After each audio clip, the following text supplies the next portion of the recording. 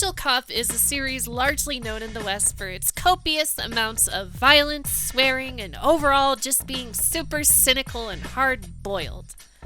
People tend to have negative opinions of it, but that's a story for another video. What I'm here to focus on today is the manga, as well as the story of a live-action version, which just so happens to be contained at the end of the manga. 3 or 4 years ago, I watched the OVA series for the first time, and loved it. I normally can't stand dubs, however, the sheer over-the-top ridiculousness of it makes it for an amusing watch. Anyway, after looking into it for 5 minutes, I found a manga adaptation that was serialized first, and as it turns out was based off of a work-in-progress live-action drama. The manga adaptation is largely disconnected from the OVA's world. While the characters would appear with stronger, more rigid lines in the OVA, a softer design was given especially to Angel for the manga characters. The cover's cute, but like so many other manga, I ordered the tankobon, skimmed it, and shelved it for another day. Well, dear viewers, today is that day. Angel Cop feels like a hazy memory, but the core elements still stand out. The most notable thing is that Angel and Raiden's fates are reversed. Angel's the one that becomes cybernetic rather than him, and she loses sight of herself in the process.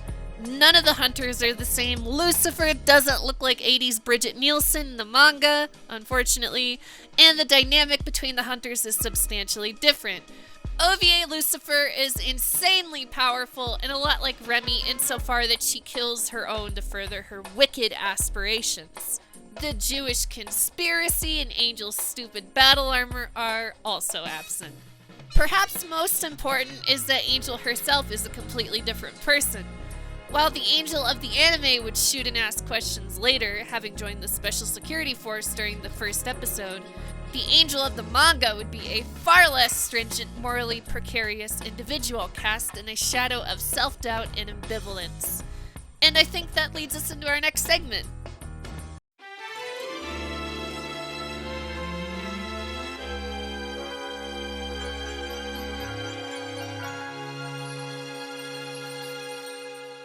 The story. There's only 2 chapters to the manga, so it is pretty short. The first chapter starts out with the Special Security Force hunting terrorists, which is about what you'd expect. But what's that? Hunters. They're there. Nobody believes our dear protagonist, however, until one of them comes back to finish off the terrorist in custody. She's dead. Cue more destruction until the next one's caught, blah blah blah. But it's Lucifer! Angel gets fucked up. So she's operated on and injected with Cyberdyne Systems Model 101, and she becomes a cyborg without her permission. Then we get her backstory, her tragic past. Her dad was a police officer that killed her family over drugs. Can you imagine? She became a bitter, jaded woman that beat the shit out of some assholes harassing a woman at a bar and ended up in jail, just due to how much she fucked them up. Can't say I fault her, frankly. The Special Security Force takes an interest in her, they test her out, and given that she would die for her convictions, her sense of justice, they recruit her. Chapter 2 begins with Cyber Angel stopping terrorists by killing them, like the hunters did. Girl doesn't have her memories as a result of the surgery, and Raiden's at a loss. There's a big conspiracy revealed with the former police chief, the discovery of the H-file, which is the big conspiracy about bullshit. You know, it's just like in the anime kind of, but they're not Jewish. One of them's incapped in the van, and then Freya kills 2 of them by blowing up the building. Then Angel kills Freya, because yeah, she's really strong now. She could rival the hunters, which is kind of like how Raiden was able to rival Lucifer in the OVA. The conspiracy continues, and then Angel goes off to fight and kill Ashura. The plot about destabilizing the Japanese economy is revealed, a la the H-file, and Lucifer reveals Angel's memories. In the meantime, Raiden goes off with the boss man, and they get outsmarted, and the boss man dies. So then Angel fights and kills Lucifer, the bad guys get away, and that's my bare bones summation of the plot. I gotta say though, I really like the ending, how Angel's love of snow as a result of her past of beautifying everything as a reminder not everything is so terrible in spite of her father's actions, is reciprocated by Lucifer as she dies. That despite being so different, they are so much so the same. Which brings us into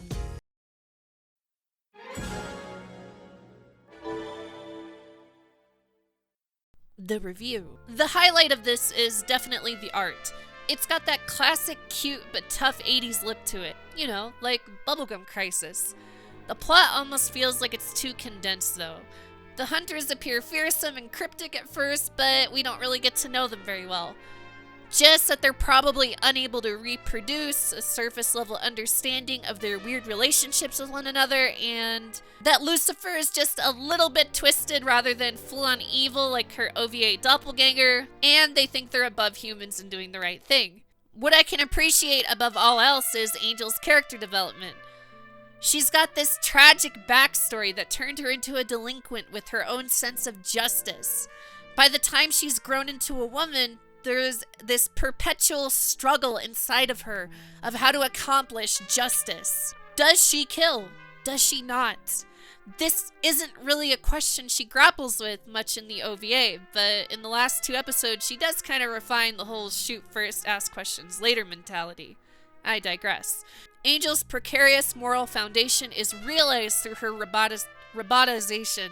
Cyber Angel.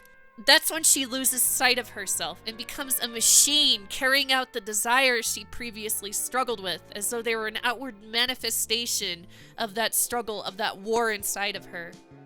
It's not until Lucifer awakens her past memories that she returns to normal and we see a different struggle of woman and machine. Has her humanity evaporated because of her cold steel?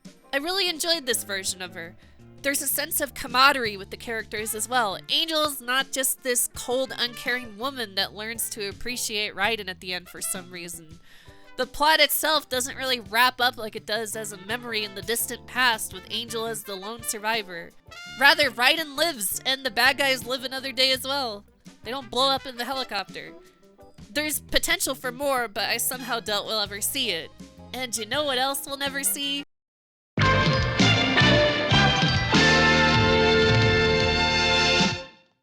The live-action show. Yeah, there was supposed to be a live-action show at one point.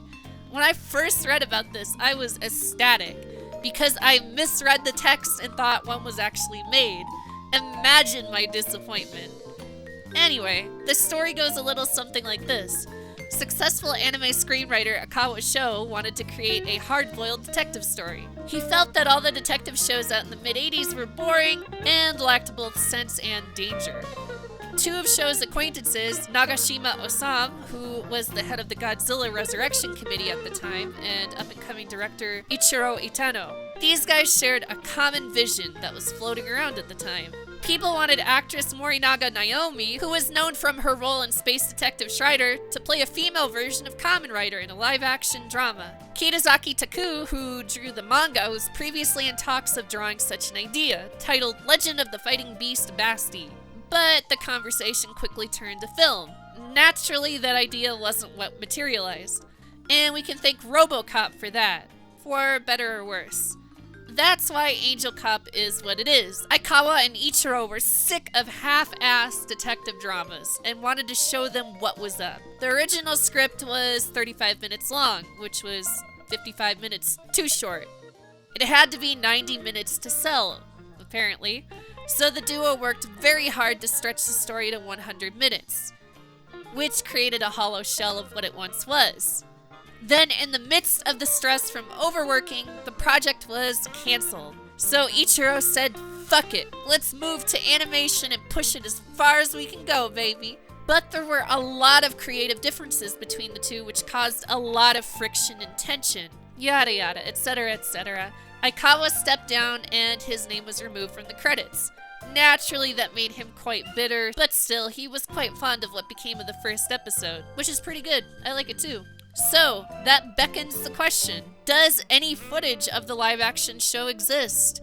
They were stopped once the day before shooting, but what about after the screenplay was stretched to 100 minutes and they were given a studio in the company's building? Questions. Well, in any case, the manga is a product of this ephemeral production. So, yeah. You should go watch the Angel Cut Blu-ray remaster, though. It's a reskin of the original 35mm film. It looks fantastic and you should check it out. If only some other companies would rescan their popular anime series. Or dramas. Or reprint their classics. But seriously, why is Pro Golfer Reiko not on DVD? Find out in my next video because I am obsessed with Japanese women's golf franchises and I will review all of them at one point.